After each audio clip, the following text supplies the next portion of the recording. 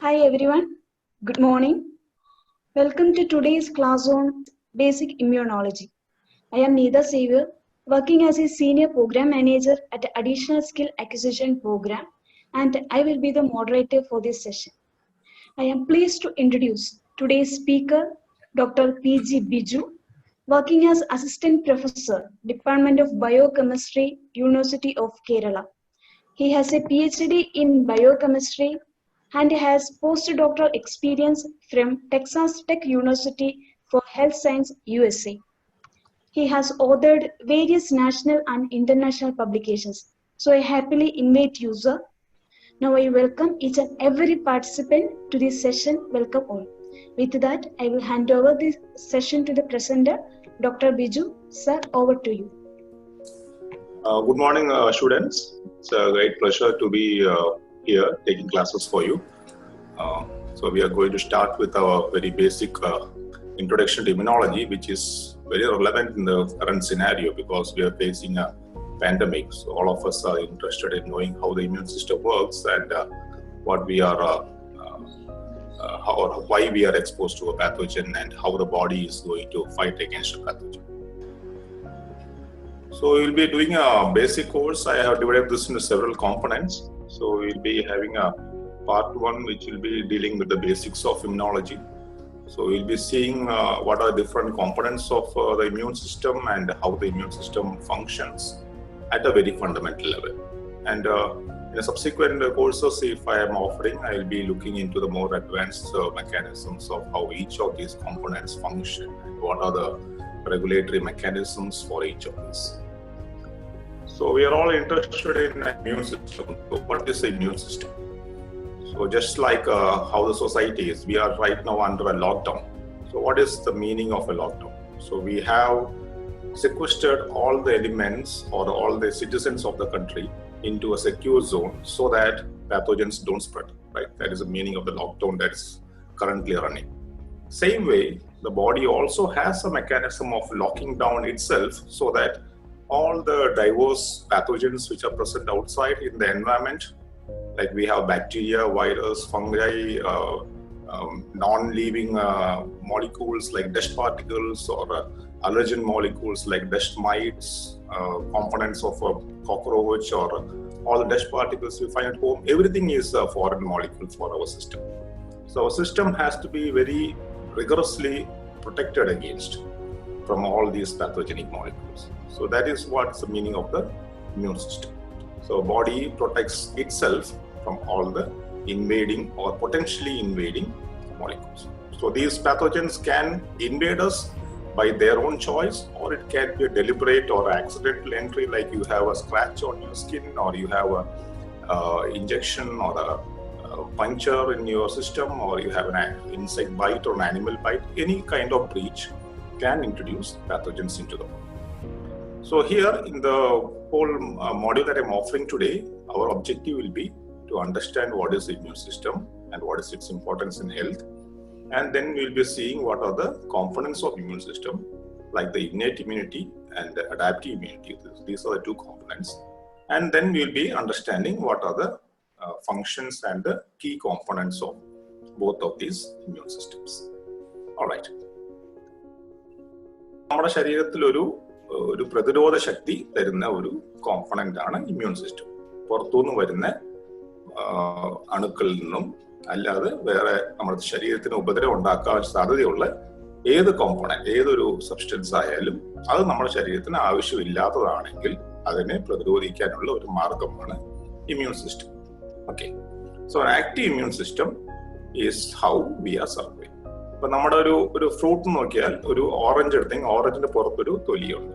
ആ ഓറഞ്ചിനകത്തുള്ള കോമ്പണന്റ് ഏതൊരു മൈക്രോബിനും അല്ലെങ്കിൽ ഏതൊരു ഇൻസെക്റ്റിനും വളരെ ഇഷ്ടപ്പെട്ട ഒരു ആഹാരം. പക്ഷെ നമ്മൾ ആ ഓറഞ്ച് പ്രൊട്ടക്ട് ആകുന്നുണ്ടെങ്കിൽ ആ സ്കിൻ വളരെ ഹെൽത്തി ആയിട്ട് പ്രൊട്ടക്ട് ആയിരിക്കണം.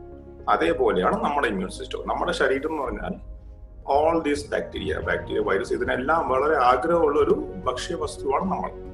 അപ്പൊ നമ്മുടെ സെൽസിനെ അതിന് ഒരു ഭക്ഷണമായി ഉപയോഗിക്കാൻ നമ്മൾ സാധ്യത കൊടുത്താൽ നമുക്ക് അത് വളരെ ഒരു പൊട്ടൻഷ്യൽ ഒരു ലീതൽ കണ്ടീഷൻ ആകും, അല്ലെങ്കിൽ നമ്മുടെ അസുഖത്തിനും മരണത്തിനും കാരണമാകും. അപ്പൊ അതിനെ പ്രൊട്ടക്ട് ചെയ്യുന്ന ഒരു സിസ്റ്റമാണ് ഇമ്മ്യൂണിറ്റി. ഇപ്പൊ നമ്മുടെ എല്ലാവരുടെയും മനസ്സിലുള്ളതാണ് കൊറോണ വൈറസ്. എന്തുകൊണ്ടാണ് കൊറോണ വൈറസ് നമ്മളെ ഇൻഫെക്ട് ചെയ്യുന്നത്, നമ്മൾ എങ്ങനെ അതിനെ പ്രതിരോധിക്കും? അപ്പൊ ഇത് നമ്മൾ towards the end of the session we will discuss about what is going on with the corona virus also in a very basic, very fundamental level. Okay, so we are dividing the immune system into two components, the innate immunity and the acquired immunity, അല്ലെങ്കിൽ adaptive immunity. അപ്പൊ നമ്മൾ ആദ്യം നോക്കാൻ പോകുന്നത് innate immunity എന്താണെന്ന്. അപ്പൊ innate എന്നൊരു വാക്കിൽ നിന്ന് തന്നെ അതിൻ്റെ ഒരു മീനിങ് നമുക്ക് മനസ്സിലാക്കാം. Innate is something that refers to as an inborn. അപ്പൊ നമ്മൾ ജനിക്കുമ്പോൾ തന്നെ നമ്മുടെ ശരീരത്തിലുള്ള ചില പ്രതിരോധ മെക്കാനിസംസ് അല്ലെങ്കിൽ അതിന്റെ പല ലേയേഴ്സ് ഓഫ് ഡിഫൻസ്, അതിനെയാണ് ഇന്നേറ്റ് ഇമ്മ്യൂണിറ്റി എന്ന് നമ്മൾ പറയുന്നത്. അപ്പോൾ ഇപ്പൊ എപ്പോഴും നമ്മൾ ഇതിനെ റെഫർ ചെയ്യും, it is A first line of defence. ജനിക്കുമ്പോൾ മാത്രമല്ല, നമ്മൾ മരിക്കുന്നവരെയും നമ്മുടെ ശരീരത്തിന്റെ ഫസ്റ്റ് ലൈൻ ഓഫ് ഡിഫൻസ്. അപ്പൊ നമ്മൾ അതിർത്തിയിൽ പോയാൽ ഇപ്പോൾ ഫോർ എക്സാമ്പിൾ ഇന്ത്യ പാകിസ്ഥാൻ അതിർത്തിയോ അല്ലെങ്കിൽ ഇന്ത്യ ചൈന അതിർത്തിയോ അവിടെ പോകുമ്പം ഫസ്റ്റ് ലൈൻ ഓഫ് ഡിഫൻസ് എന്ന് പറയുമ്പോൾ ഒരു മുള്ളുവേലി കാണും. ഈ മുള്ളുവേലി എന്ന് പറഞ്ഞാൽ അവിടുന്ന് വരുന്ന അൺവാണ്ടഡ് ആളുകളെ പ്രിവെന്റ് ചെയ്യാനുള്ള ഒരു ബാരിയർ. ആ സെയിം മെക്കാനിസത്തിനെയാണ് നമ്മൾ നമ്മുടെ ഇമ്മ്യൂണിറ്റിയിലും ഇന്നേറ്റ് ഇമ്മ്യൂണിറ്റി എന്ന് പറയുന്നത്.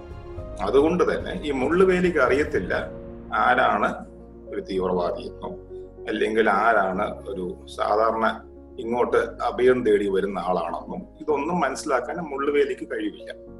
അതുകൊണ്ട് അതേപോലെ തന്നെ ഇന്നേറ്റ് ഇമ്മ്യൂണിറ്റി എന്ന് പറഞ്ഞാൽ നോൺ സ്പെസിഫിക് ആണ്. ഇത് ഏതാണ് പാത്തോജൻ, ഏതാണ് ഫോറിൻ പാർട്ടിക്കിൾ, ഏതാണ് ഡസ്റ്റ് പാർട്ടിക്കിൾ, ഇങ്ങനെ ഒന്നും അത് പ്രത്യേകിച്ച് തിരിച്ചറിയുന്നില്ല. അതൊരു നോൺ സ്പെസിഫിക് ഡിഫൻസ് മെക്കാനിസം. അപ്പോൾ അതിൽ പല കോമ്പണൻസ് ഉണ്ട്. ഈ ഇന്നേറ്റ് ഇമ്മ്യൂണിറ്റിയിൽ 3 ഘടകമായിട്ട് തിരിക്കാം. ഒന്ന് ഫിസിക്കൽ അല്ലെങ്കിൽ അനാറ്റമിക്കൽ ബാരിയേഴ്സ്, നമ്മുടെ ബോഡിയുടെ സ്ട്രക്ചർ അതിനെ ബേസ് ചെയ്തുകൊണ്ടുള്ള ഇമ്മ്യൂൺ സിസ്റ്റത്തിനെ ഫിസിക്കൽ അല്ലെങ്കിൽ ആന്റിമിക്കൽ ബാരിയേഴ്സ് ഓഫ് ഇന്നേറ്റ് ഇമ്മ്യൂണിറ്റി എന്ന് പറയും. രണ്ടാമത്തേത് ഫിസിയോളജിക്കൽ ബാരിയർ, അത് ബോഡിയുടെ ചില കെമിക്കൽ അല്ലെങ്കിൽ ഫിസിയോളജിക്കൽ മെക്കാനിസംസ് വഴി വരുന്ന ബാരിയർ. മൂന്നാമത് വരുന്നത് ഫാഗോസൈറ്റിക് ബാരിയർ. ഫാഗോസൈറ്റോസിസ് എന്ന് പറഞ്ഞാൽ നിങ്ങൾ കേട്ട് കാണാം, ഒരു സെൽ വേറെ ഒരു സെല്ലിനെ എൻഗൾഫ് ചെയ്ത് ഭക്ഷിക്കുന്നത്, ഒരു സെൽ വേറെ സെല്ലിനെ വിഴുങ്ങുക. ഇതിനെയാണ് നമ്മൾ ഫാഗോസൈറ്റോസിസ് എന്ന് പറയുന്നത്. അപ്പോൾ ഒരു സൈറ്റോസിസ് അല്ലെങ്കിൽ ഒരു സെല്ലിനെ ഭക്ഷിക്കുന്ന ചില സെൽസ് നമ്മുടെ ശരീരത്തിലുണ്ട്. അപ്പൊ ഈ ഭക്ഷിക്കപ്പെടുന്ന സെൽസ് എന്ന് പറഞ്ഞാൽ അത് എപ്പോഴും ഒരു ഫോറിൻ പാത്തോജൻ ആകാനാണ് ഏറ്റവും കൂടുതൽ സാധ്യത.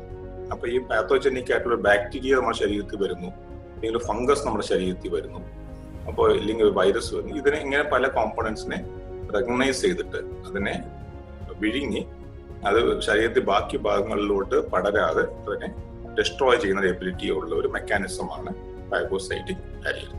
അപ്പൊ ഇങ്ങനെ 3 ഘടകങ്ങളായിട്ട് നമ്മൾ ബേസിക് ആയിട്ട് ഇന്നേറ്റ് ഇമ്മ്യൂണിറ്റി തിരിക്കാം.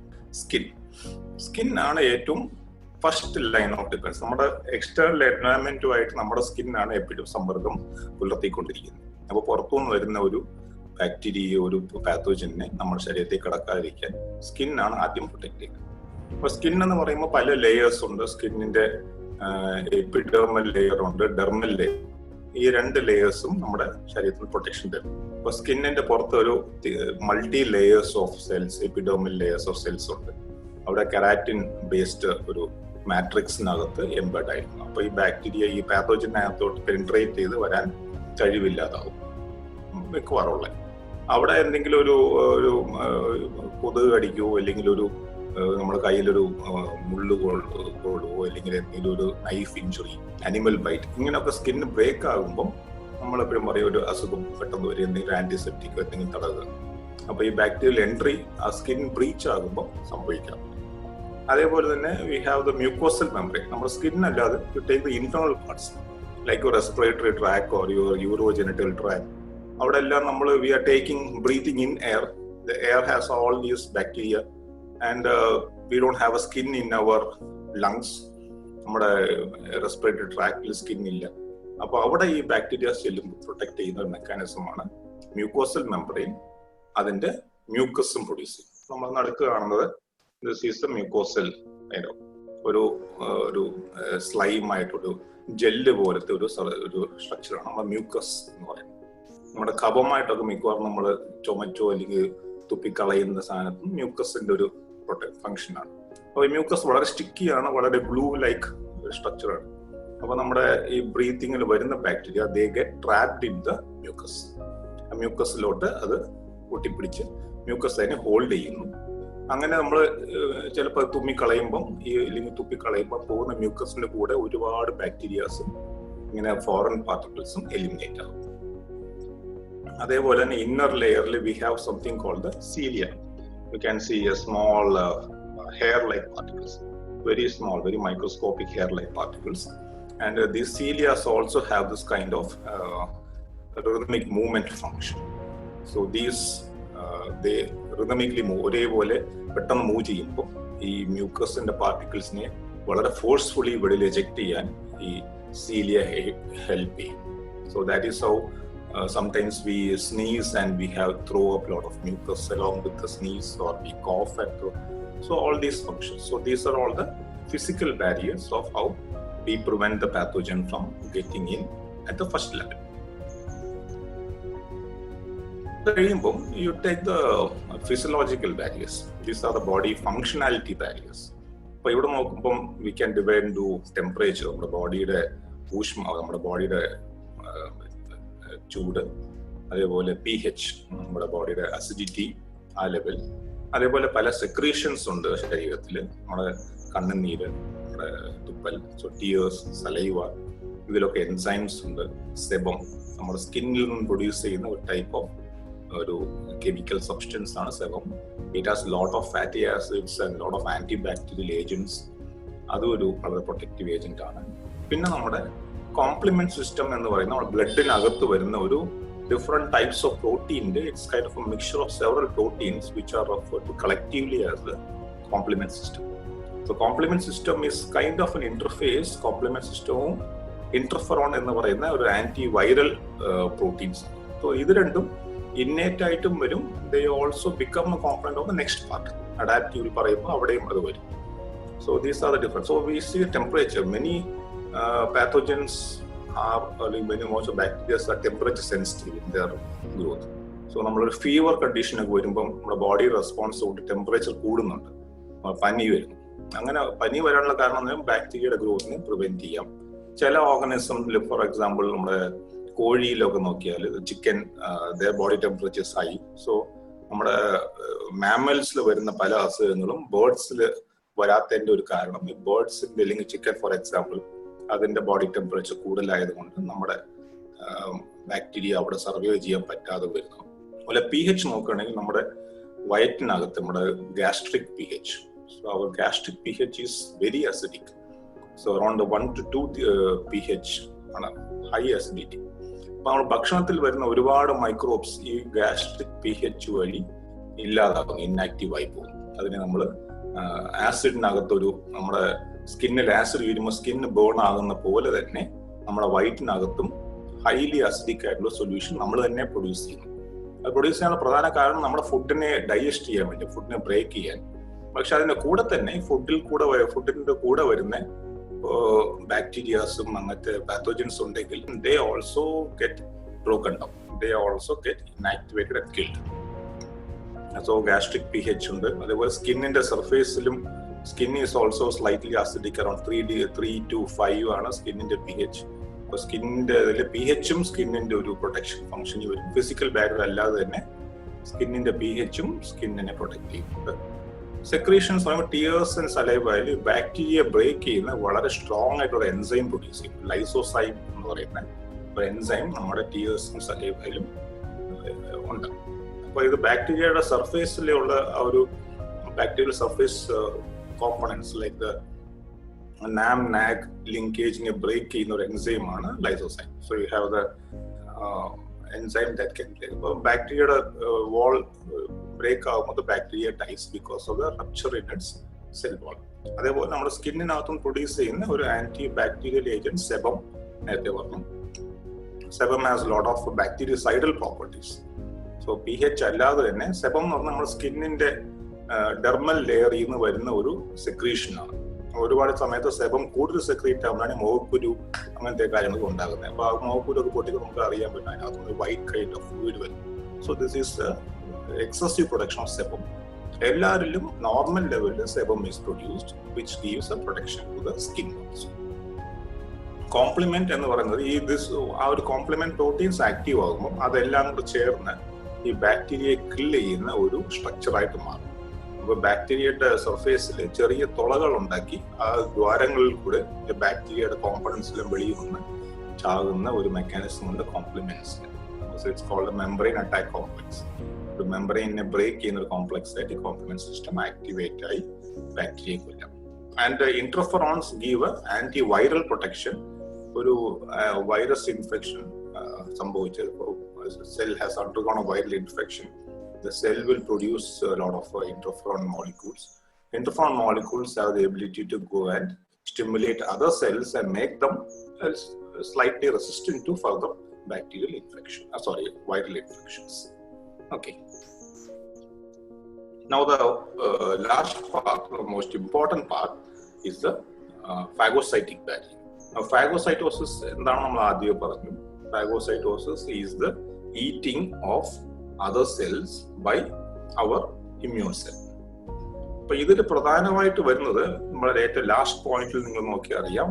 We have examples of phagocytic cells: macrophages, monocytes, neutrophils, dendritic cells. ഇതൊക്കെയാണ് പ്രധാനമായിട്ടുള്ള phagocytes.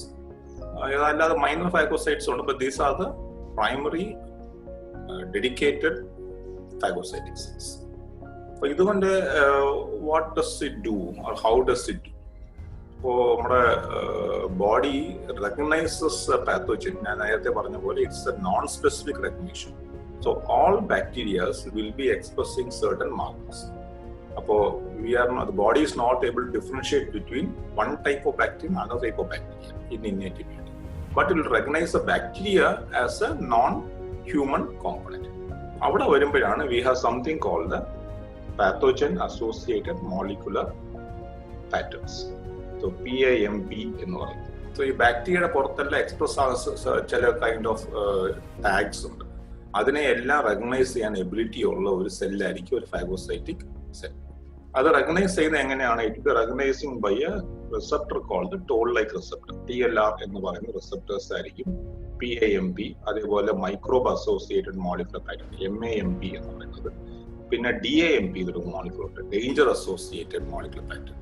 അത് നമ്മുടെ സെല്ലിൽ തന്നെ എന്തെങ്കിലും കാരണങ്ങൾ ഡെസ്ട്രോയ് ആകുമ്പോൾ റിലീസ് ആകുന്ന കോമ്പണൻസിനെ റെക്കഗ്നൈസ് ചെയ്തിട്ട് അതിനെ ഇത് എൻഗൾഫ് ചെയ്ത് കളയും.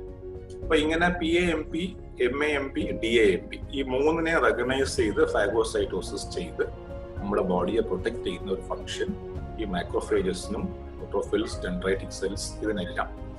അപ്പൊ അത് ഒരു ഇമ്പോർട്ടന്റ് ഘടകമാണ് നമ്മുടെ ഇന്നേറ്റ് ഇമ്മ്യൂണിറ്റിയിൽ. അപ്പൊ അത് റെക്കഗ്നൈസ് ചെയ്തിട്ട് ഇതിനെ എൻഗൾഫ് ചെയ്ത് ബാക്ടീരിയയെ, ഈ ഒരു മൈക്രോഫേജോ അല്ലെങ്കിൽ ഡെൻഡ്രൈറ്റിക് സെൽസ് ബാക്ടീരിയ എൻഗൾഫ് ചെയ്ത് കഴിയുമ്പോൾ ഈ സെല്ലിനകത്ത് ഈ ബാക്ടീരിയയെ കൊല്ലാൻ പറ്റുന്ന കെമിക്കൽസും എൻസൈംസും സ്റ്റോർ ചെയ്തിട്ടുണ്ട്. ലൈസോസോംസ് എന്ന് പറയുന്ന വെസിക്കിൾസിന്, ഒരു ഇൻട്രാസെല്ലുലാർ വെസിക്കിൾസിനകത്ത് സ്റ്റോർ ചെയ്തിട്ടുണ്ട്. ഇത് ഈ ബാക്ടീരിയയുടെ കൂടെ പോയി മിക്സായി ഈ സെല്ലിനകത്ത് വെച്ചുകൊണ്ട് തന്നെ ഈ ബാക്ടീരിയയെ കൊന്നുകളയും. അപ്പൊ ഈ ബാക്ടീരിയ വെളിയിൽ പോയി മൾട്ടിപ്ലൈ ആയി നമ്മളെ കൊല്ലാൻ പറ്റത്തില്ല. ഈ സെല്ലിനകത്ത് മാത്രമേ ഇരുന്ന് അത് ഡെസ്ട്രോയ്. ബാക്ടീരിയ പ്രൊഡ്യൂസ് ചെയ്യുന്ന ഒരു വെരി കോമൺ PAMP എന്ന് പറയുന്നത് LPS. ഒരു gram negative bacteria, gram negative gram positive bacteria നിങ്ങൾ പഠിച്ചു കാണും. അപ്പൊ ഗ്രാം നെഗറ്റീവ് ബാക്ടീരിയ പ്രൊഡ്യൂസ് ചെയ്യുന്ന ഒരു കോമ്പൗണ്ട് ആണ് LPS, ലിപ്പോപോളിസാക്കറൈഡ്സ്. അപ്പൊ LPS എപ്പോഴൊക്കെ പ്രൊഡ്യൂസ് ആകുന്നോ അപ്പോഴൊക്കെ അതൊരു PAMP ആയിട്ട് ഈ ഫാഗോസൈറ്റിക് സെൽസ് റെക്കഗ്നൈസ് ചെയ്ത് ഉടനെ പോയി അതിനെ റെക്കഗ്നൈസ് ചെയ്ത് എൻഗൾഫ് ചെയ്യും. അപ്പോൾ LPS സെല്ലിന്റെ സർഫേസിലും കാണും, ബാക്ടീരിയ LPSനെ റിലീസും ചെയ്യും. അപ്പൊ ഈ രണ്ടിനെയും ഈ ഒരു ഫാഗോസൈറ്റിക് സെൽസ് റെക്കഗ്നൈസ് ചെയ്ത് ആക്ടിവേറ്റ് ആകും. ആക്ടിവേറ്റ് ആയിട്ട് അവിടെ അടുത്തുള്ള എല്ലാ ബാക്ടീരിയസിനെ അത് സ്കാവൻ ചെയ്യാനുള്ള ഒരു പ്രവണത കാണിക്കും.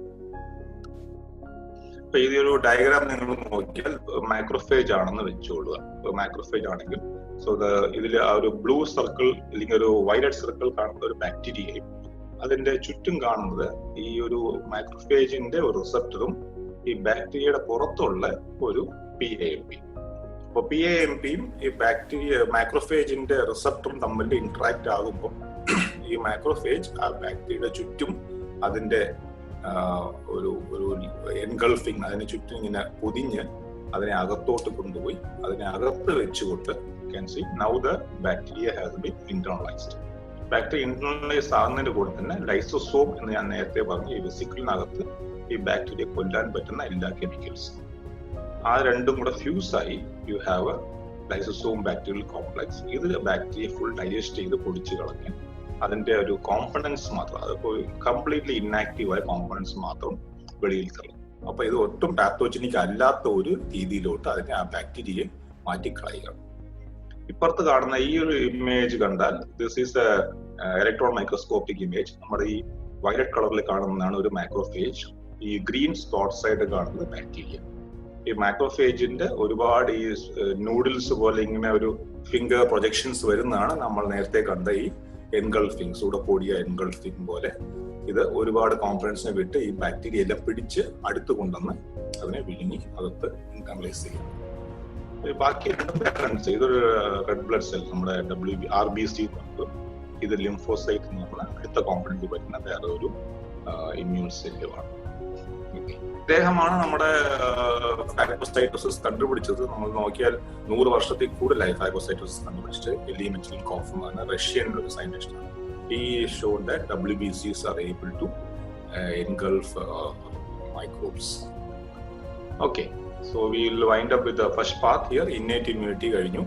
So I will take up any questions that you have put up and then we will move to the adaptive immunity, the second part. Okay, sir. So we have a few questions, and we have first question from Dr. Thomas. He was asking that whether tear contain any antibody. Tear contains antibody, but tear antibody will be coming in the next component. So antibodies will be coming in the adaptive immunity. നമ്മുടെ innate immunity മാത്രം നോക്കുകയാണെങ്കിൽ ടിയറിനകത്ത് lysosomes ആണ് നമുക്ക് ഇപ്പോൾ important. ആന്റിബോഡീസും ഉണ്ട് ടിയറിൽ, അത് നമ്മുടെ അടുത്ത കോമ്പണന്റ് വരും. Okay, sir. He have also asked that what about the cytokine barrier? Cytokine barriers, again, it's a component of the adaptive immunity. Cytokine is a communication with lymphocytes, so it's kind of an activated lymphocyte mediated mechanism. നമ്മുടെ ഫാഗോസൈറ്റോസിസിലും cytokines വരുന്നുണ്ട്, but those cytokines are again directed towards activation of lymphocytes. So അത് നമ്മുടെ അടുത്ത കോമ്പണന്റിലായിരിക്കും അതിന് കൂടുതൽ relevance വരുന്നത്. Okay, sir. Then there is another question from Mr. Shabir Ahmeden. What is the chemical nature of interferons? Interferons are proteins. There are a lot of interferons, different classes of interferons. ചെറിയ protein structures ആണ് അത് ഇന്റർഫെറോൺസിന്റെ structure വെച്ചുകൊണ്ട് തന്നെ അതിനെ classes ആയിട്ട് മാറ്റും, protein structures. Okay, sir, there is another question from Mr. Manu KK. He's asking that whether these interferons acting in SARS-CoV-2 and COVID-19 virus. Definitely, all viral infections have interferon as a mediator. പക്ഷേ viruses നമ്മളെ വിചാരിച്ചതിനേക്കാളും സ്മാർട്ടാണ്. അപ്പോൾ interferon നമ്മുടെ body produce ചെയ്യുമ്പോൾ ആ ഇന്റർഫെറോണിന്റെ മെക്കാനിസിനെ overcome ചെയ്യാനുള്ള mechanism ചില വൈറസസിനുണ്ട്. അതുകൊണ്ടാണ് ആ വൈറസസ് നമുക്കൊന്നും ചെയ്യാൻ പറ്റാത്തത്. പക്ഷേ നമ്മൾ നോക്കിയാൽ നമ്മുടെ സിസ്റ്റത്തിൽ ലക്ഷക്കണക്കിന് വൈറസ് ഉണ്ട്, അതിനെല്ലാം നമ്മൾ പ്രൊട്ടക്ട് ചെയ്തുകൊണ്ടിരിക്കുകയാണ്. ചില വൈറസസ് ഈ ബാരിയറിനെ ബ്രേക്ക് ചെയ്യുന്നു. ഓക്കെ സർ, അപ്പൊ നമുക്ക് ഇപ്പൊ ഇത്രയും ക്വസ്റ്റ്യൻസ് ഉള്ളൂ. സാറിന് സെഷൻ കണ്ടിന്യൂ ചെയ്യാം. നമുക്ക് എൻഡിങ്ങിലോട്ട് വരുമ്പോൾ ബാലൻസ് ക്വസ്റ്റ്യൻസ് ആൻസർ ചെയ്യാം. So next part is the more dynamic. അല്ലെങ്കിൽ ആദ്യത്തേത് നമ്മുടെ ഒരു മുള്ളുവേലി അല്ലെങ്കിൽ മുള്ളുവേലിയുടെ കൂടെ ഉള്ള ചില ബോർഡ്സ്, ഇപ്പൊ സൈൻ ബോർഡ് ഉണ്ട് ഇവിടെ കയറി വരുന്നത്, ബോർഡറിൽ എഴുതി വെക്കുന്ന പോലെയുള്ള ഒരു മെക്കാനിസമാണ് innate immunity. Adaptive immunity is more active. നമ്മുടെ ബോർഡറിൽ പെട്രോൾ ചെയ്തുകൊണ്ടിരിക്കുന്ന പട്ടാളക്കാരന്റെ കൂട്ടും to the specific threat, and it's a immunity that we acquire with time. So some of the key features are it recognizes specific pathogen. അപ്പോൾ നമ്മൾ ആദ്യം കണ്ട പോലെ ഒരു പാത്തോജനെ നേരത്തെ കണ്ടത് പാത്തോജൻ വന്നാലും അത് എഫക്ട് ചെയ്യും. പക്ഷെ ഇവിടെ പാത്തോജന്റെ രീതി നോക്കിയിട്ട് ഏത് പാത്തോജനാണ് വന്നത്, ഏത് ബാക്ടീരിയ ഈക്കോളി ആണോ ഇല്ലെങ്കിൽ സാൽമോണല്ലയാണോ, ആ ബാക്ടീരിയയുടെ സ്പെസിഫിക് ടൈപ്പ് നോക്കി അതിൽ ഏത് വെറൈറ്റി ആണ് വന്നത്, അങ്ങനെ ഓരോ ഇൻഡിവിജ്വൽ നോക്കിക്കൊണ്ട് എഫക്ട് ചെയ്യാൻ അല്ലെങ്കിൽ അതിനെ റെസ്പോണ്ട് ചെയ്യാൻ പറ്റുന്ന ഒരു മെക്കാനിസമാണ് നമ്മുടെ അഡാപ്റ്റീവ് ഇമ്മ്യൂണിറ്റി. അതുകൊണ്ട് തന്നെ അഡാപ്റ്റീവ് ഇമ്മ്യൂണിറ്റി കുറച്ചുകൂടെ പതുക്കെ വരത്തുള്ളൂ. നമ്മുടെ ഇന്നേറ്റ് ഇമ്മ്യൂണിറ്റി പോലെ പെട്ടെന്ന് ഫസ്റ്റ് ലൈനായ സെക്കൻഡ് ലൈൻ ഓഫ് ഡിഫൻസ്. അപ്പൊ കുറച്ച് സമയം എടുക്കും. അതൊരു പാത്തോജന്റെ ഒരു സഫീഷ്യന്റ് എക്സ്പോഷർ ആദ്യം ആവശ്യമുണ്ട്. it requires a certain build-up of a pathogen exposure and a certain time to recognize the pathogen, and then it starts to function. Therefore, it can also differentiate between self and foreign. So it knows which is the bacteria, and then it targets the bacteria, and it's able to fight against the bacteria. And then it also exhibits something very unique about adaptive immunity. It exhibits a function called a memory. Innate immunity doesn't have this memory. Innate immunity is always active and it always mounts the same response. But adaptive immunity എന്ന് പറയുമ്പോൾ നേരത്തെ ഒരു bacteria വന്നു, നമ്മൾ ആ bacteria fight ചെയ്തു. അടുത്ത തവണ ബാക്ടീരിയ വരുമ്പം our body is more ready to fight that bacteria compared to the first condition. So ആദ്യത്തെ കണ്ടീഷനിൽ റെക്കഗ്നിഷനിൽ ഒരു ലാഗ് വരുന്നത് സെക്കൻഡറി കണ്ടീഷനിൽ അത് വരുത്തില്ല. ബിക്കോസ് നേരത്തെ ഇയാള് പ്രശ്നക്കാരനാണെന്ന് എനിക്ക് അറിയാം എന്നൊരു മെമ്മറി നമ്മുടെ സിസ്റ്റം സ്റ്റോർ ചെയ്തിട്ടുണ്ട്. That is very unique about acquired immunity or adaptive immunity. So we can divide, just like how we divided the innate immunity into 3 components, here also we divided basically into 2 components. One is called the humoral immunity, another one is called the cellular immunity. So by humoral, the name represents humor. പണ്ടത്തെ കാലത്ത് humour എന്ന് പറഞ്ഞാൽ ബോഡിയുടെ fluid ആണെന്നൊരു terminology ഉണ്ടായിരുന്നു. So ആ ഒരു പേര് വെച്ചുകൊണ്ടാണ് ഹ്യൂമോറൽ ഇമ്മ്യൂണിറ്റി എന്നൊരു കോൺസെപ്റ്റ് ഒരു പേര് ഡിറൈവ് ചെയ്തത്. So basically it stands for immunity given by antibodies. നമ്മുടെ നേരത്തെ ടിയറിന്റെ ക്വസ്റ്റ്യൻ ഒരു participant ചോദിച്ചതുപോലെ antibodies will be giving immunity in the form of adaptive immunity, and that we refer to as a humoral immunity. Antibody അല്ലാതെ ബാക്കി cells എല്ലാം തരുന്ന immunity, all our immune cells, they will be mounting a response. We categorize that into cellular immunity. But this doesn't mean that both of these are independent of each other. Humoral immunity depends on cellular immunity to a great extent. അതിന്റെ final mechanism മാത്രമാണ് വേറെ. ഇനി ഒരു unique feature എന്ന് പറഞ്ഞാൽ adaptive immunity is found only in vertebrates.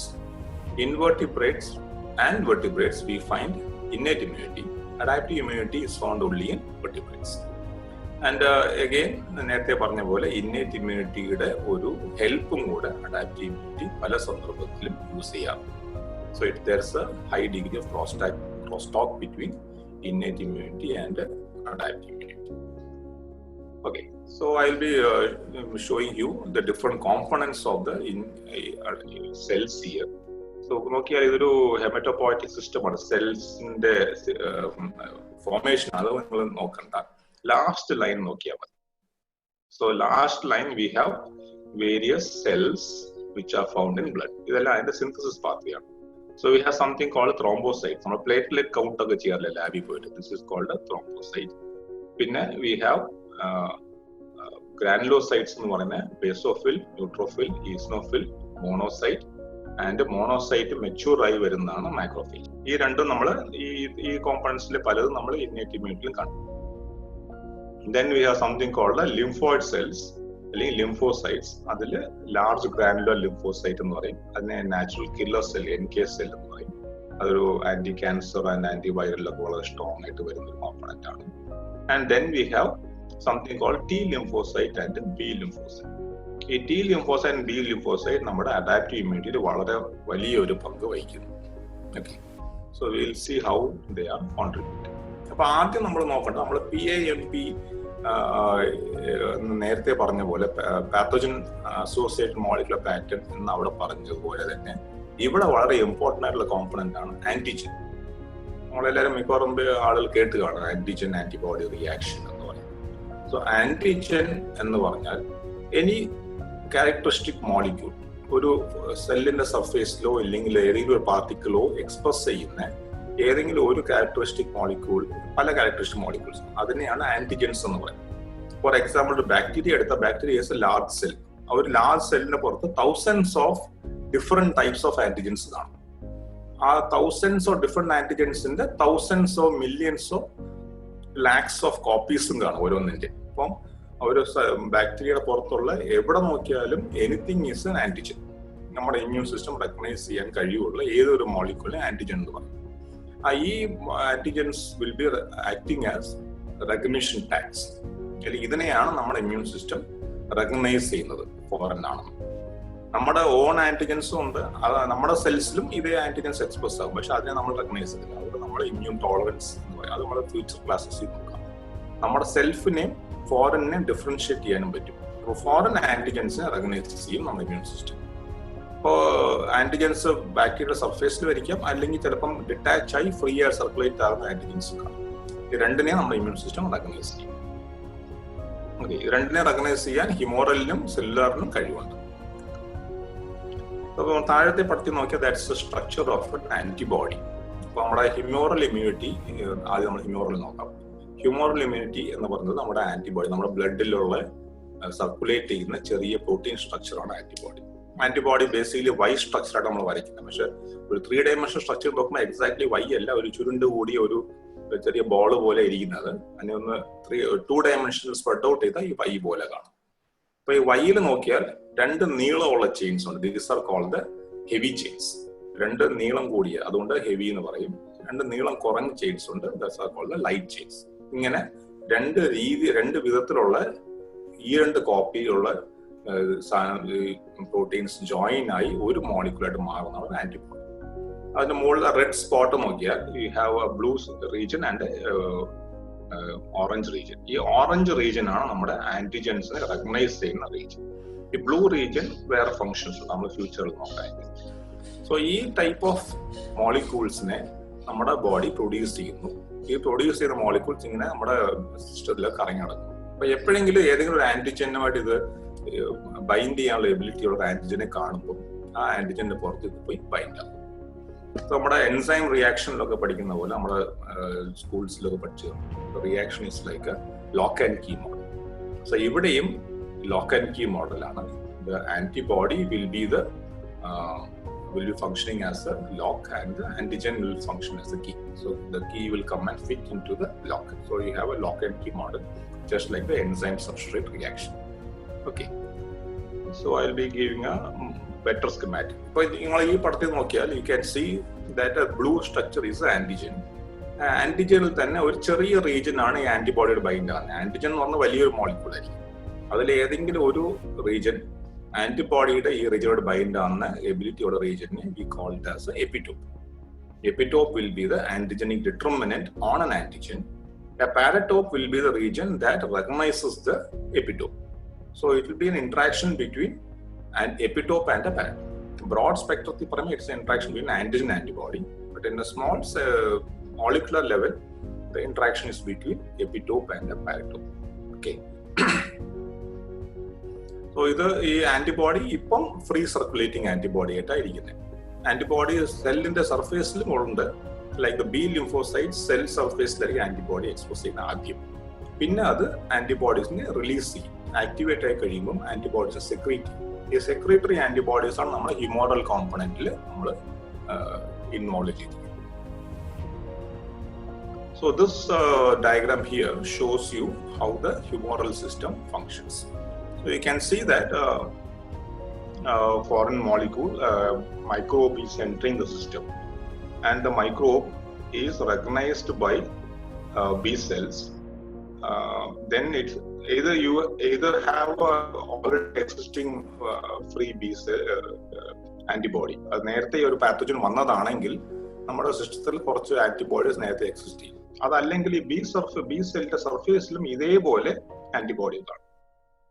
നമ്മൾ ഈ ഡയഗ്രാമിൽ പറഞ്ഞ പോലെ ഈ ആന്റിബോഡി അതിന്റെ പാരറ്റോപ്പായി എക്സ്പെക്ട് ചെയ്യുന്നത്.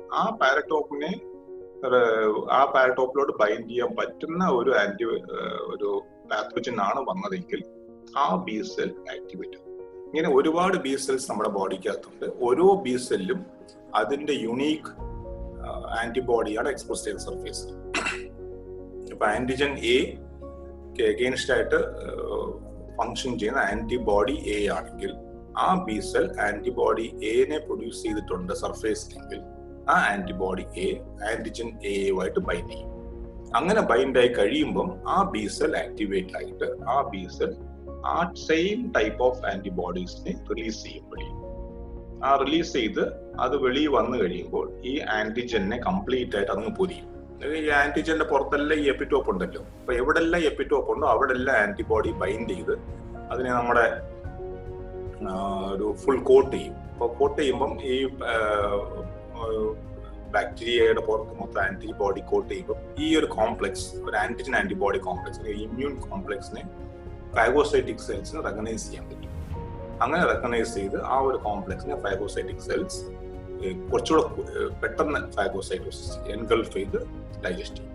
അപ്പോൾ ആദ്യം ഇന്നേറ്റ് ഇമ്മ്യൂണിറ്റിയിലും കണ്ടു ഫാഗോസൈറ്റോസിസ് നടക്കും. പക്ഷെ ഈ ഫാഗോസൈറ്റോസിസ് ഒരു ആന്റിബോഡിയുടെ ഹെൽപ്പോടുകൂടി നടക്കുന്നത് കൊണ്ട് ഇത് ഒരു അക്വേർഡ് ഇമ്മ്യൂണിറ്റിയുടെ ഭാഗമായിട്ട് വരും. ആന്റിബോഡിയുടെ ഹെൽപ്പ് ഇല്ലാതെ വരുമ്പോൾ അത് ഇന്നേറ്റ് ഇമ്മ്യൂണിറ്റിയുടെ ഭാഗമായിട്ട് വരും. അപ്പൊ ഈ രീതിയിൽ ആ ഒരു ബാക്ടീരിയ ക്ലിയർ ചെയ്യാൻ വേണ്ടി ആന്റിബോഡീസ് ഹെൽപ്പ് ചെയ്യും. Process called opsonisation. അതിനെ ടാഗ് ചെയ്തിട്ട് ഓപ്സണൈസേഷൻ എന്ന മെക്കാനിസം വഴി അതിനെ പെട്ടെന്ന് എൻഗൾഫ് ചെയ്ത് കൊല്ലാൻ മൈക്രോഫേജസിന് ഒരു ഇൻഫർമേഷൻ. സെക്കൻഡ് പാർട്ട് പോവുകയാണെങ്കിൽ സെല്ലുലാർ ഇമ്മ്യൂണിറ്റി, അഡാപ്റ്റീവ് ഇമ്മ്യൂണിറ്റിയുടെ സെല്ലുലാർ പാർട്ട്. ഈ സെല്ലുലാർ ഇമ്മ്യൂണിറ്റി വഴിയാണ് ആക്ച്വലി ഹ്യൂമോറൽ കിട്ടുന്നത്. പക്ഷെ ഹ്യൂമോറൽ ഒരു എൻഡ് സ്റ്റേജ് മെക്കാനിസം. സോ നമ്മൾ സെല്ലുലാർ ഭാഗത്ത് പോയാൽ we will be mainly dealing with two types of cells. One is called lymphocyte, another one is called antigen presenting cells. Antigen presenting cells എന്ന് പറയുമ്പോൾ നമ്മൾ താഴെ നിങ്ങൾ വായിച്ചാൽ കാണാൻ പറ്റും dendritic cells. Dendritic cells നമ്മൾ നേരത്തെ we saw it as a innate immunity phagocyte. So here we see a crosstalk between innate immunity and adaptive immunity.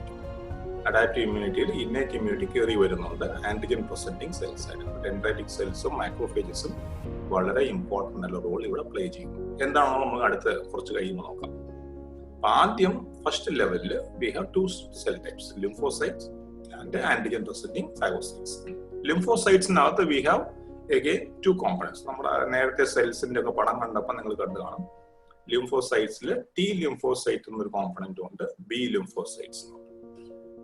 So ഈ രണ്ടും അതിന്റെ ഫംഗ്ഷനാലിറ്റി വെച്ചുകൊണ്ട് മാറും. രണ്ടും ലിംഫോസൈറ്റ് ആണെങ്കിലും അതിന്റെ ബേസിക് ഫംഗ്ഷൻസ് വേറെ ആയതുകൊണ്ട് we differentiate T and B lymphocyte. അതേപോലെ തന്നെ ഇതിന്റെ ഏരിയ ഓഫ് മെച്ചുറേഷൻ അത് വെച്ചുകൊണ്ടാണ് പേര് വന്നത്. നമ്മൾ അത് അടുത്ത ക്ലാസ്സിൽ അഡ്വാൻസ് ക്ലാസ്സിൽ പോകുമ്പോൾ അതിന്റെ മെക്കാനിസം ഓഫ് ഡിഫറൻഷിയേഷൻ പഠിക്കുമ്പോൾ കൂടുതൽ മനസ്സിലാവും. ബേസിക്കലി ടി ലിംഫോസൈറ്റ് തൈമസിൽ പോയി മെച്ചൂർ ആകുന്ന സെൽസിനാണ് ടി എന്ന പേര് കിട്ടിയത്. ബോൺ മാരോയിൽ മെച്ചൂർ ആകുന്ന സെൽസിന് ബി ലിംഫോസൈറ്റ് എന്ന പേര് കിട്ടി. ലിംഫോസൈറ്റിന്റെ റോള് നോക്കിയാൽ ഇത് ലിംഫോസൈറ്റ്സ് ആണ് നമ്മുടെ അഡാപ്റ്റീവ് ഇമ്മ്യൂണിറ്റിയുടെ ബാക്ക് ബോൺ എന്ന് പറയും. അഡാപ്റ്റീവ് ഇമ്മ്യൂണിറ്റി നടക്കണമെങ്കിൽ, അല്ലെങ്കിൽ നമ്മുടെ ശരീരത്തിന് അങ്ങനെ ഒരു സിസ്റ്റം ഉണ്ടാകണമെങ്കിൽ ഈ ലിംഫോസൈറ്റ്സ് ഇല്ലാതെ സാധ്യമല്ല. So the primary function of lymphocyte എന്ന് പറഞ്ഞാൽ antigen recognition. First antigen recognise ചെയ്തിട്ട് ആ ആന്റിജന് ഏത് രീതിയിലുള്ള ഒരു പ്രതിരോധം മൗണ്ട് ചെയ്യണം എന്ന് തീരുമാനിച്ച് അതിനനുസരിച്ചുള്ള ഒരു പ്രതിരോധം കൊടുക്കുന്ന ഒരു എബിലിറ്റിയാണ് ലിംഫോസൈറ്റ്സ് എന്ന് പറയുന്നത്. അപ്പോൾ ബി ലിംഫോസൈറ്റ് എന്ന് പറഞ്ഞാൽ ആന്റിജനെ നേരെ റെക്കഗ്നൈസ് ചെയ്യുന്ന നമ്മൾ ആദ്യം കണ്ടപോലെ ബി സെൽസിന്റെ പുറത്ത് തന്നെ ആന്റിബോഡി എക്സ്പ്രസ് ചെയ്തിരിക്കും. ആ ബി ലിംഫോസൈറ്റ് ഏത് ആന്റിബോഡിയാണോ ഫ്യൂച്ചറിൽ ഉണ്ടാക്കാൻ വേണ്ടി അതിനെ പ്രോഗ്രാം ചെയ്തിരിക്കുന്നത് ആ ആന്റിബോഡി ആയിരിക്കും അതിന്റെ സർഫേസിൽ ഇരിക്കുന്നത്. അപ്പൊ ആ സർഫേസിലെ ആന്റിബോഡി ഒരു ആന്റിജനെ ബൈൻഡ് ചെയ്താൽ ആ ആന്റിബോഡി തന്നെ ഇത് പ്രൊഡ്യൂസ് ചെയ്യും. It's mainly involve in antibody production, B lymphocyte. മറിച്ച് ടി ലിംഫോസൈറ്റ് എന്ന് പറയുമ്പോൾ ടി ലിംഫോസൈറ്റ്സ് ആന്റിബോഡീസിനെ പ്രൊഡ്യൂസ് ചെയ്യത്തില്ല. പക്ഷേ ടി ലിംഫോസൈറ്റിന്റെ പുറത്തും ഇതുപോലെ സർഫേസ് മാർക്കേഴ്സ് ഉണ്ട്. ഈ surface markers T cell receptor എന്ന് പറയും. ബി ലിംഫോസൈറ്റിന്റെ പുറത്ത് വരുന്ന ആന്റിബോഡിയെ ബി സെൽ റിസപ്റ്റർ എന്ന് പറയും. ഫ്രീ ആയിട്ട് വെളിയിൽ വരുന്ന ആന്റിബോഡി മാത്രമേ ആന്റിബോഡി ഇല്ലെങ്കിൽ ഇമ്യൂണോഗ്ലോബുലിൻ എന്ന് നമ്മൾ പറയാറുള്ളൂ. സർഫേസിലാണെങ്കിൽ it's referred to as a B cell receptor. T സെല്ലിന്റെ പുറത്തും അതേപോലെ ടി സെൽ റിസപ്റ്റർ ഉണ്ട്. ഈ ടി സെൽ റിസപ്റ്ററും ഇതേപോലെ എപ്പിറ്റോ പാരറ്റോ ബൈൻഡിങ്ങിൽ കൂടി ആന്റിജൻസിനെ റെക്കഗ്നൈസ് ചെയ്യാൻ പറ്റും. അതിൽ ആന്റിജൻ പ്രസന്റിംഗ് സെൽസിന് വളരെ ഇമ്പോർട്ടൻറ്റ്. അടുത്ത സ്ലൈഡിൽ നോക്കാം. സോ ടി ലിംഫോസൈറ്റ് നമ്മൾ രണ്ട് കാറ്റഗറി തിരിക്കാം. ഒന്ന് ടി ഹെൽപ്പർ സെല്ല്, വേറെ ഒരെണ്ണം ടി സൈറ്റോടോക്സിക് സെൽ. ഇപ്പൊ ടി ഹെൽപ്പറിനെ ടി എച്ച് എന്നും സൈറ്റോടോക്സിക്കിനെ ടി സി എന്നും പറയും. അപ്പൊ ടി എച്ച് ഒരുപാട് സോളിബിൾ ഫൈബർ, നേരത്തെ ഒരു ക്വസ്റ്റ്യൻ വന്നു, cytokines. T helper cells are involved in production of lot of cytokines. TC cells are involved in directly killing infected cells. അങ്ങനെ രണ്ട് മെക്കാനിസം അവിടെ വരുന്നുണ്ട്. അപ്പോൾ നമ്മുടെ ബി ലിംഫോസൈറ്റ് ആദ്യം നോക്കാം. അപ്പോൾ ഇതാണ് നമ്മുടെ ബി ലിംഫോസൈറ്റിന്റെ സ്ട്രക്ചർ. നമ്മുടെ ബി സെൽ റിസപ്റ്റർ, മുകളിൽ കാണുന്ന ആന്റിബോഡീസ് ആണ് B cell receptor. Free antibody compare ചെയ്യുമ്പോൾ ഇവിടെ അതിന്റെ ഒരു വൈകിട്ട് എൻഡ് ഈ സർഫേസിലോട്ട് ബൈൻഡ് ആയിരിക്കുന്നു, പ്ലാസ്മ മെംബ്രെയിനിൽ ടാഗ് ആയി അത് ഇൻകോർപ്പറേറ്റ് ആയിരിക്കാം. അപ്പൊ ഇത് ഫ്രീ ആയിട്ട് ഇത് ഊരി പോകാൻ പറ്റത്തില്ല. So this is the primary contributor of how humoral system activates. ഇവിടെ ബി സെല്ലിലോട്ട് വന്നൊരു ആന്റിജൻ ബൈൻഡ് ആകുമ്പോൾ the B cell gets activated and the activated B cell now differentiates into 2 കോമ്പണന്റ്സ്. ഏറ്റവും താഴെ നോക്കിയാൽ 2 കോമ്പണന്റ് ആയിട്ട് മാറുന്നുണ്ട്. ബി സെൽ ആക്ടിവേറ്റ് ആയി കഴിയുമ്പോൾ you have a B cell which is referred to as a memory B cell. Another one category is referred to as a plasma B cell, അല്ലെങ്കിൽ plasma cell. ഇപ്പൊ plasma സെല്ലും memory സെല്ലും തമ്മിൽ നിങ്ങൾ structure നോക്കിയ ഒരു വലിയൊരു പ്രൈമറി ഡിഫറൻസ് കാണാൻ പറ്റും. മെമ്മറി ബി സെല്ലിന്റെ സർഫേസിൽ ഇപ്പോഴും ആന്റിബോഡീസ് ഉണ്ട്, B cell receptors on the memory B cell. Whereas you see the plasma cell, the antibodies are not on the surface and they are in the circulation. അപ്പോൾ plasma cell ആകുമ്പം ഈ ഒരു surface markers എല്ലാം നഷ്ടപ്പെട്ടിട്ട് ഇതൊരു primarily antibody മാത്രം produce ചെയ്യുന്ന ഒരു സെല്ലായിട്ട് മാറും. അപ്പോൾ ഇത് ബേസിക് ഒരു ഫാക്ടറി ആയിട്ട് മാറുക. ഈ ബി സെൽ ആക്ടിവേറ്റ് ആയി കഴിയുമ്പോൾ ഫസ്റ്റ് സ്റ്റെപ്പിൽ കാണാം ബി സെൽ റിസപ്റ്ററിലോട്ട് ഒരു ആന്റിജൻ വന്ന് ബൈൻഡ് ആവുന്നു. ബാക്ടീരിയൽ ആന്റിജൻ ബൈൻഡ് ആയിട്ട് ആ ബി സെൽ ആക്ടിവേറ്റ് ആകുന്നു. ആ ബി സെൽ ആക്ടിവേറ്റ് ആകുന്നതിന് കൂടെ തന്നെ the B cell has to be also stimulated by certain chemicals which are produced by T cell. അപ്പൊ T ലിംഫോസൈറ്റിന് ഒരു ചെറിയ റോൾ ഇവിടെ ഇല്ലാതില്ല. T ലിംഫോസൈറ്റിന് ഒരു റോൾ ഉണ്ട്. ആ T ലിംഫോസൈറ്റ് വന്ന് ഈ ബി സെൽ ആക്ടിവേഷന് ഹെൽപ്പ് ചെയ്യുന്നു. സൈറ്റോകൈൻസ് പ്രൊഡ്യൂസ് ചെയ്ത് ബി സെല്ലിനെ സ്റ്റിമുലേറ്റ് ചെയ്യുന്നു. അങ്ങനെ സ്റ്റിമുലേറ്റ് ചെയ്യുമ്പോൾ B cell differentiates into memory B cell and plasma B cell. ഈ മെമ്മറി ബി സെല്ലാണ് നമ്മുടെ ഫ്യൂച്ചറിൽ ഇതേ ബാക്ടീരിയ പിന്നെയും വരുമ്പോൾ നമുക്ക് പെട്ടെന്നൊരു പ്രതിരോധ ശക്തി തരുന്നത്. നമ്മൾ വാക്സിനേഷനൊക്കെ എടുക്കുമ്പോൾ ചെറിയ പ്രായത്തിൽ 4-5 വയസ്സ് വരെ വാക്സിൻസ് എടുത്ത് നമ്മൾ ലൈഫ് ലോങ് ഇമ്മ്യൂണിറ്റി തരുന്നത് ഈ മെമ്മറി ബി സെൽ കാരണം. നമ്മുടെ വാക്സിൻ എന്ന് പറയുന്ന ഒരു ആന്റിജനെ നമ്മൾ ഇൻജെക്ട് ചെയ്യുന്നത്, ഒരു ഇൻആക്ടിവേറ്റഡ് ആന്റിജൻ നമ്മൾ ഇൻജെക്ട് ചെയ്യുന്ന ബോഡി കുഞ്ഞുങ്ങളായിട്ടിരിക്കും. ഈ ഇൻആക്റ്റീവ് ആന്റിജൻ പോയി ഈ ബി സെൽസിനെ സ്റ്റിമുലേറ്റ് ചെയ്തിട്ട് മെമ്മറി സെല്ലായിട്ട് മാറുമ്പോൾ ഈ memory cell are long lasting B cells. ഇത് ഒരുപാട് കാലം ജീവിച്ചിരിക്കും. അപ്പോൾ ഇത് ആ ഒരു മെമ്മറിയോടെ അത് ഒരു ആക്ടിവേറ്റഡ് സെമി ആക്ടിവേറ്റഡ് സ്റ്റേറ്റിൽ ഇതിങ്ങനെ ഒരുപാട് കാലം ജീവിച്ചിരിക്കും. ഇടയ്ക്കിടയ്ക്ക് ഒരു ബൂസ്റ്റർ ഡോസ് കൊടുക്കേണ്ടി വരും. അതൊരു മെമ്മറിയെ കുറച്ചുകൂടെ സ്റ്റിമുലേറ്റ് ചെയ്യാൻ. Comparatively plasma cell will produce lot of antibodies. അപ്പൊ നമ്മുടെ സർക്കുലേഷനിൽ കിട്ടുന്ന immunity is given by T helper സെല്ലും ടി സൈറ്റോടോക്സിക് സെല്ലും. അപ്പൊ രണ്ടിനും അതിന്റെ ക്യാരക്ടറിസ്റ്റിക് മാർക്കുണ്ട്. ടി സെൽ റിസപ്റ്റർ രണ്ടിലും ഉണ്ട്. പക്ഷെ T helper cell will have something a molecule called CD4. അപ്പൊ CD4 എന്ന് പറഞ്ഞ ഒരു ആക്സസറി മോളിക്യൂൾ ആണ് ഈ ടി സെൽ റിസപ്റ്ററിന് കൂടെ ഉള്ളത്. അപ്പൊ CD4 എക്സ്പ്രസ് ചെയ്യുന്ന ടി സെൽസിനെ എല്ലാം ടി ഹെൽപ്പർ സെല്ലെന്നും CD8 മോളിക്യൂളിനെ എക്സ്പ്രസ് ചെയ്യുന്ന സെല്ലെല്ലാം TC സെല്ലായിട്ടും ഫംഗ്ഷൻ ചെയ്യുന്നുണ്ട്. So that is A primary difference. അപ്പൊ ഈ ഫംഗ്ഷനാലിറ്റിയെ കൺട്രോൾ ചെയ്യുന്ന CD4ഉം CD8ഉം ആണ്.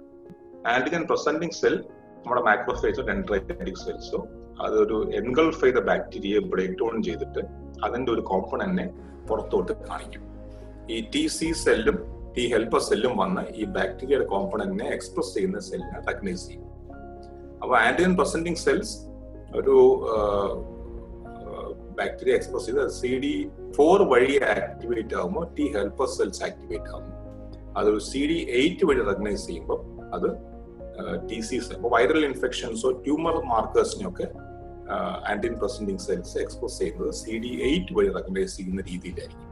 അപ്പൊ അവിടെ ആന്റി വൈറലും ആന്റി ട്യൂമർ ഫംഗ്ഷൻസും for example graft rejection, kidney donation ഒക്കെ കഴിയുമ്പോൾ വരുന്ന റിയാക്ഷൻ ഒക്കെ TC സെല്ലിൽ വഴി വരും. പാത്തോജനിക് ഇൻഫെക്ഷൻ വരുമ്പോൾ വരുന്നത് ടി ഹെൽപ്പർ സെല്ലിൽ വഴി. So antigen presenting cells is the link between innate and adaptive. ഈ ആന്റിജൻ പ്രസന്റിംഗ് സെൽസ് ഫോറിൻ സെൽസിനെ എക്സ്പ്രസ് ചെയ്യുന്നു. അത് നമ്മുടെ ഡെൻഡ്രൈറ്റിക് സെൽസും ഇങ്ങനത്തെ സെൽസും ഒക്കെ ഈ സർഫേസിലുള്ള this is an image of dendritic cell. നമ്മുടെ ചെറിയ ചെറിയ ഈ ബ്രൗൺ സ്പോട്സ് കാണുന്ന ഡെൻഡ്രൈറ്റിക് സെൽസ് ആണ്. കണ്ടാൽ നോക്കുക അതിന് കൈയും കാലും ഒക്കെ അങ്ങോട്ട് നീണ്ടു വളർന്ന് ഒരു ന്യൂറോണിന്റെ സ്ട്രക്ചർ പോലെ ഇങ്ങനെ spread out ആയിരിക്കും. So in summary, it's a very basic part. Next classes we will go in details of how it functions. So in summary, we have 2 components: innate and adaptive immunity.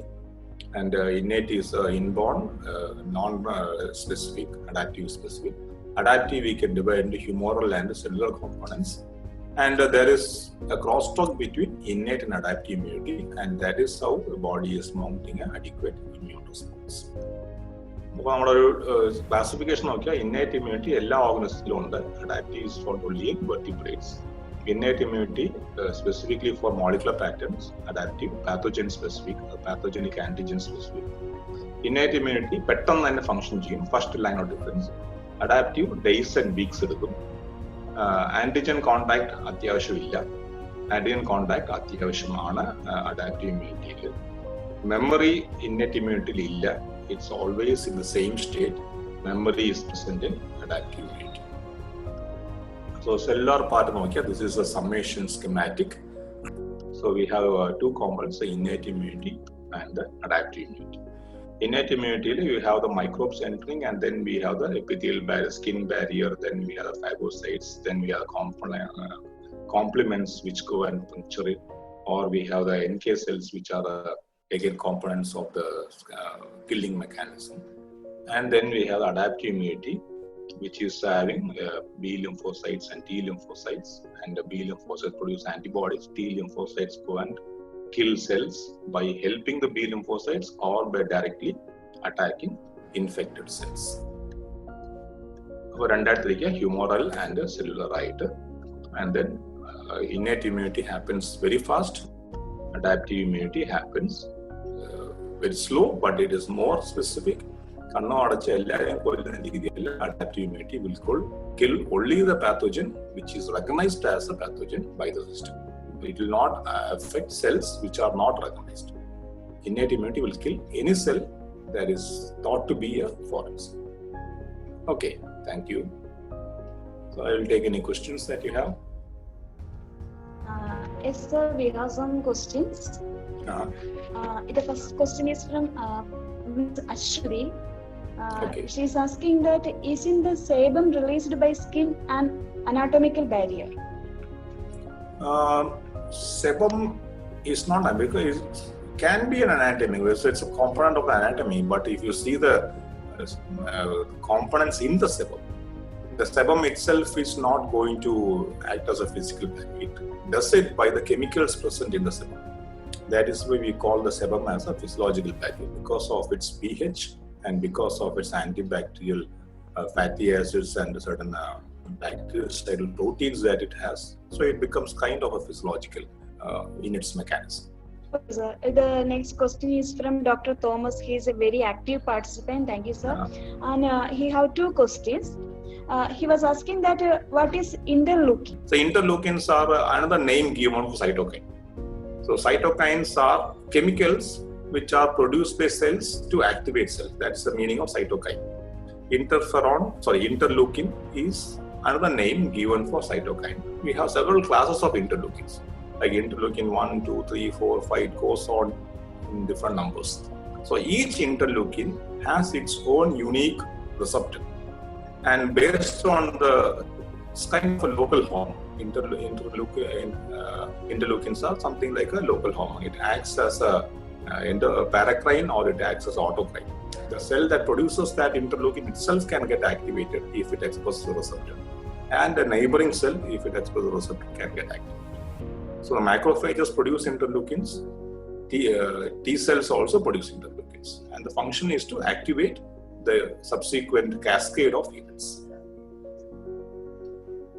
Okay, sir. And Dr. Thomas has another question, that what is the difference between antigen and haptens? So hapten is something that's referred to as a partial antigen. An antigen has two components. A true antigen should have antigenicity and also immunogenicity. So antigenicity is something where it can go and bind to a antigenic recognition molecule. That's antigenicity. So if it should have an epitope, basically. It should function as an epitope. Immunogenicity is to elicit a sufficient immune response. When the second component is missing, like you have very small antigens or very minute antigens, certain critical mass is required for inducing immunogenicity. So when that is absent, we refer to as a hapten. Okay, sir. Then we have another question from Mr. Ashwin Padmakumar. Does anti-serum works against novel coronavirus? Anti-serum works because every pathogen has certain markers on it. But viruses, they also have a unique ability, like they go and hide within cells. So viruses depend on our intracellular mechanisms to survive. So the time taken for a virus to enter the body and then reach its target cell, in between that period, it's always exposed to an antibody tagging. So if we already give an antibody, like an anti-serum, our body has the antibodies. So as soon as the virus enters, it can be tagged and it can be cleared off. But if you're mounting a response, it takes some time. So anti-serum should work. It has worked for SARS and MERS. So we are expecting that it will work for COVID also. Okay, sir. Another question from Mr. Geraldine Xavier. What are the contradictions in the hygiene hypothesis? So that's a very debatable topic. Like if you are too hygienic, our immune system is not very active. That is what we see now. We see that all the developing countries are more resistant to the virus than the highly developed countries. That's one argument. If you are too hygienic, your system don't get sufficiently activated. So your memories and your system becomes lethargic or weak. So certain degree of unhygiene might occasionally be helpful. Okay, so the next question is from Ms. Anjali. What is an epitope made of? See, it can be anything, any structure. It need not be essentially a protein. It can be any chemical structure. Like you go for a commercial antibody synthesis a company, you have antibodies against any kind of chemical. So any structure that can function as that can satisfy the lock and key model. You can have that, you can tag that to a protein and you can make an immune system respond and produce an antibody. So an epitope can be a protein, or it can be a fatty acid, or it can be any kind of, it can be a glycoprotein, or it can be a sugar moiety. Anything can function as an epitope. That is why the immune system is able to mount so rigorous function, because anything that's coming from outside can be recognized. Okay, so another question is from Ms. Reshma Mohan. What about active and passive immunity? Is it part of active immunity? The active and passive, again, I thought of keeping that for the next component. It's something that we refer to as the element of the acquired immunity, where you give vaccinations. There we have this active and passive immunity coming in. So probably I will keep that for the next class when you're going for vaccination. It will take, of course, a little more time to discuss. Okay, that's fine, sir. And there is a question from Ms. Tiara. Is there any method to improve our adaptive immunity? The immune system is dependent on many factors. It's something like a holistic life approach. So immune system has all the components, but then good nutrition, adequate exercise, stimulation, all these things have a role, because it's a dynamic process. Like you exercise regularly, your growth factors and all those exercising components play a major role in immunity. If you are psychologically happy, because stress is found to have a suppressive effect on immune system. So if you are not stressed, that can be immune boosting agent. If you have adequate sleep, that is good. If you have good lifestyle, that is good.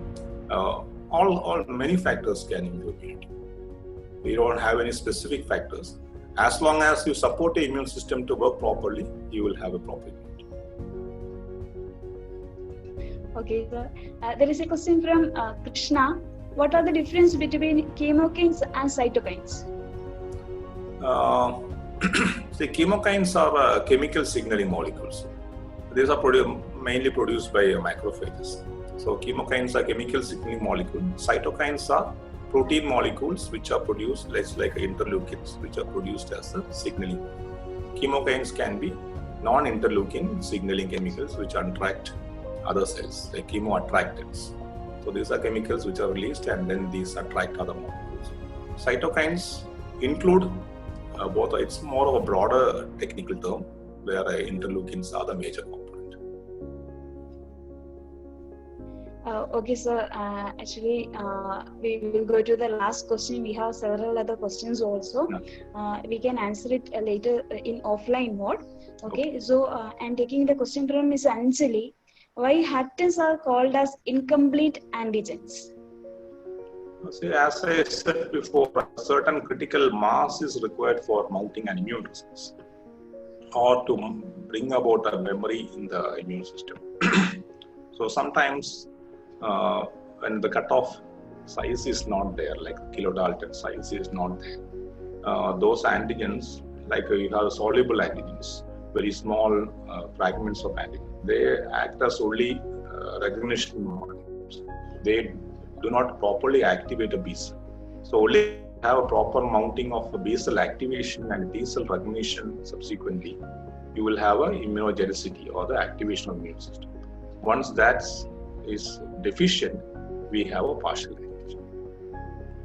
So many synthetic molecules can act as partial antigen. But they can again be made into a complete antigen by tagging them to other larger macromolecules.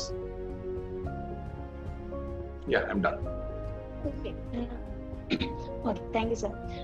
So, coronavirus COVID-19 കാരണം എല്ലാം stuck ആയിട്ടിരിക്കുന്ന ഒരു പീരീഡിലാണ് വീട്ടിൽ education sector തന്നെ stuck ആയപ്പോൾ വീട്ടിലിരിക്കുന്ന ഓരോ കുട്ടികളിലോട്ടും അറിവ് എത്തിക്കുക എന്നുള്ള നല്ലൊരു ഉദ്ദേശത്തോടെ additional skill acquisition programme ASAP തുടങ്ങിയ ഒരു പുതിയ ഇനീഷ്യേറ്റീവ് ആയിരുന്നു ഈ ഓൺലൈൻ ക്ലാസ്.